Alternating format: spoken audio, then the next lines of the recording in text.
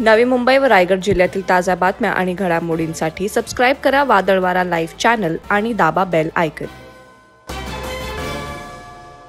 हिंदू समाजाच्या रोषाची वाट बघता का तुम्ही? काल बहीण आमची इथे होती,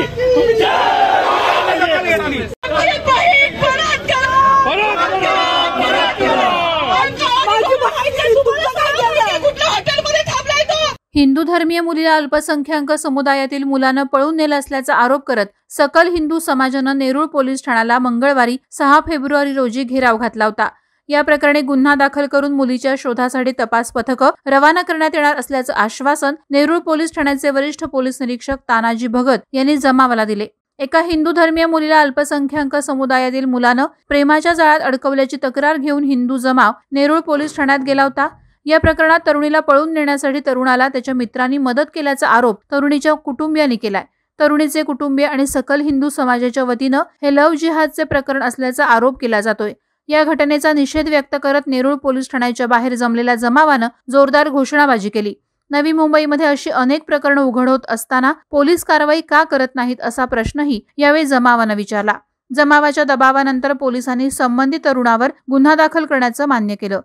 सर्वप्रथम तर हा लव्ह जिहाद हा प्रकरण आता खूप वाढत चाललेला आहे। आपण बघत आहोत की धर्म परिवर्तन यासाठी जे षडयंत्र रचलं जातात बऱ्याच समाजाकडनं, त्याचा तर पूर्णपणे निषेध केला पाहिजे।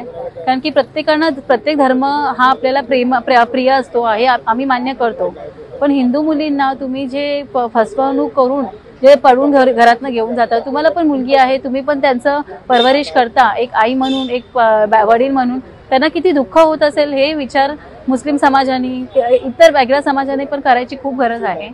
आज या मुलींनी जी केलेली आहे, मी सगळ्यांना आव्हान करते मुलींना की असल्या जे भाग आहे त्यात पडू नका, कुठेही यांचा आहारी येऊ नका।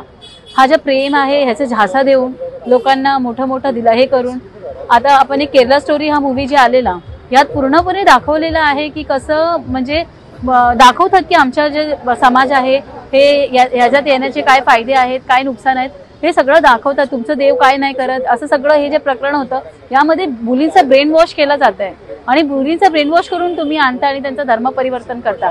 प्रेम हा फक्त धर्म परिवर्तनासाठी नाहीये, प्रेमाचा विरोध आमचा अजिबात नाहीये। प्रेम विवाह करणं, तुमचं लाईफ पार्टनर चूज करणं हा तुमचा हक्क आहे मुलींसाठी, पण थोडा तरी आपलं डोकं जे आहे कुठेतरी यूज करून आपण हे केलं पाहिजे। आपल्या आईबापांचं पण जे आपल्या आईबापा आपल्याला एवढं मोठं करतात, शिक्षण देतात, तुम्हाला मोठं करून एवढं परवरिश देऊन तुम्हाला पुढे आणतात, त्यांचाही तुम्ही विचार करत नाही। आणि मग कुठेतरी तुम्ही एक सुटकेसमध्ये मग कोणत्या तरी समुद्रामध्ये तुम्ही कापलेले पावलं जातात, त्यावेळी त्या आईचं आणि त्या वडिलांचं कसं हृदय होत असेल, ते कसे ते एक्सेप्ट करत असेल, कसे ते बघत असेल, हे तुम्ही स्वतः जेव्हा तुम्हाला स्वतःला मूल होणार ना तेव्हा हा पोरींना कळणार। वादळवारा लाईव्ह साठी अमोल कांबळे, नवी मुंबई।